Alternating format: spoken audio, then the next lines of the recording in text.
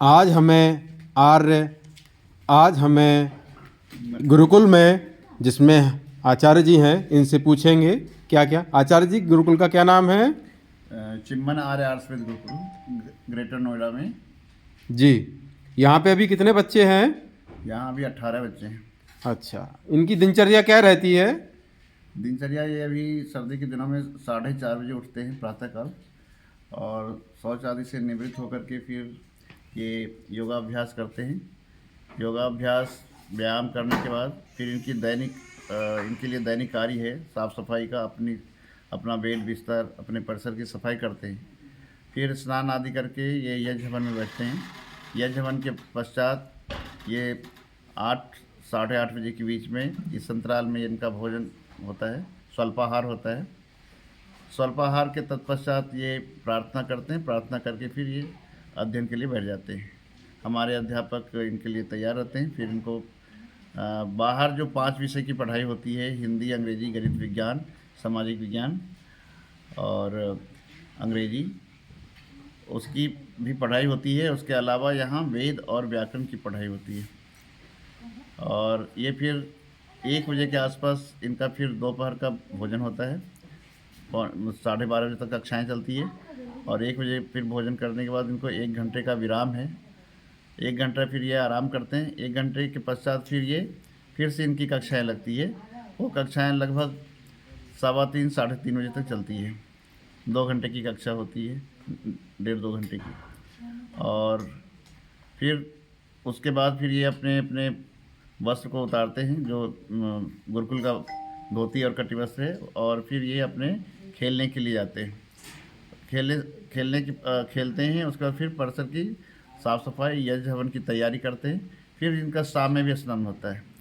मैं बता दूं कि इतनी सर्दी यहाँ है ग्रेटर नोएडा में, और काफ़ी यहाँ कोहरा कुहासा कई दिनों तक जो है दिन भर लगा रहा। सूर्य की रोशनी नहीं दिखी, लेकिन सुबह शाम ये वही डायरेक्ट जो पानी होता है बिना गर्म पानी से, ठंडे जो नल से जो पानी आता है सुबह शाम, वो ठंडे पानी से स्नान करते हैं यहाँ के बच्चे।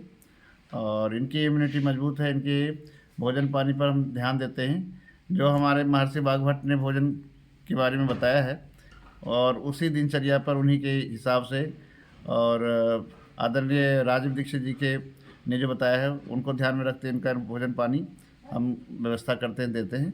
और देखिए अभी इतनी सर्दी के दिनों में भी एक भी बच्चे के नाक में सर्दी कहीं नहीं दिखेगी, और सभी बच्चे स्वस्थ रहते हैं। कभी ये बुखार, सर्दी, इन सभी या पेट दर्द, पेट खराब की व्यवस्था नहीं रहती, क्योंकि इनके खान पान का पूरा ध्यान रखते हैं। चूँकि गुरुकुल है, यहाँ लोग दान देने के लिए या कुछ ऐसे उनको लगता है कि यहाँ बच्चों को भोजन आदि, तो कुछ विशेष भोजन में कभी कुछ लोग समोसे चटनी लेके आ जाते हैं, और बीच में इस तरह से बोलते हैं कि इसको खिला दीजिए, गर्म है खिला दीजिए। फिर भी मैं उनसे रखवाता हूँ समयानुसार व्यवस्था कि पहले क्या भोजन किया है, कब खिलाना चाहिए, उस हिसाब से उसको मैं खिला तो देता हूँ। उनकी श्रद्धा है, चूँकि जिस श्रद्धा भाव से वो लाते हैं उसका भी हमें सम्मान करना पड़ता है, लेकिन हम अपनी व्यवस्था के हिसाब से खिलाते हैं उनको। और इसीलिए ये खाते पीते सब कुछ है, पौष्टिक भोजन आहार लेते हैं, और हमारे बच्चे कभी बीमार नहीं पड़ते। और ये मंत्र पाठ, वेद पाठ में अभी जो सामान्य यज्ञ हवन है, कुछ विशेष यज्ञ हवन है, व्याकरण है, हमारा जो अष्टाध्याय चलता है यहाँ, अष्टाध्याय में को भी पढ़ते हैं।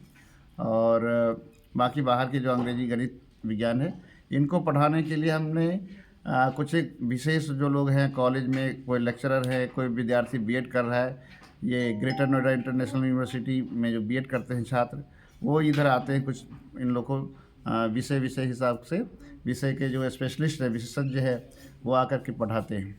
और फिर समान रूप से हमारे पास अभी चूँकि 18 बच्चे हैं, तो मैं भी देखता हूँ और 2 और अध्यापक इधर रहते हैं और उनको एक सामान्य वो देखते रहते हैं। और हमने सिलेबस बनाया है कि एक टॉपिक, जैसे विज्ञान का कोई टॉपिक लिया, विज्ञान का टॉपिक में मान लो कि सोलर सिस्टम पढ़ाना है, तो उनमें से जो लोग हमारे पास जिनके लिस्ट है उनको बोलते हैं कि सोलर सिस्टम पढ़ाने के लिए कोई आ जाए, समय है तो वो आ जाते हैं।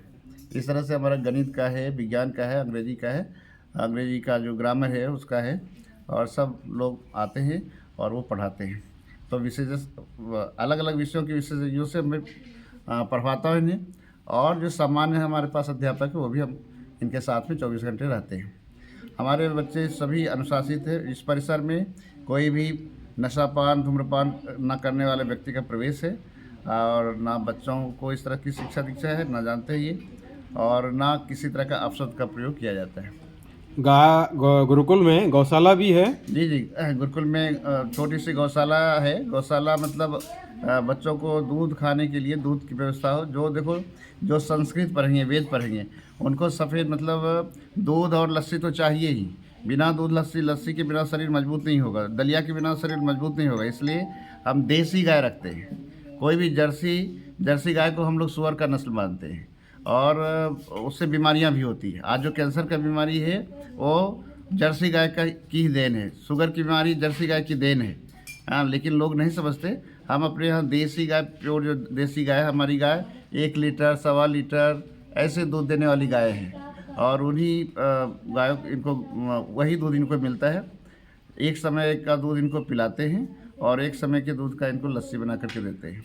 जी, दलिया में ये दूध लेते हैं। जी, बहुत बहुत धन्यवाद।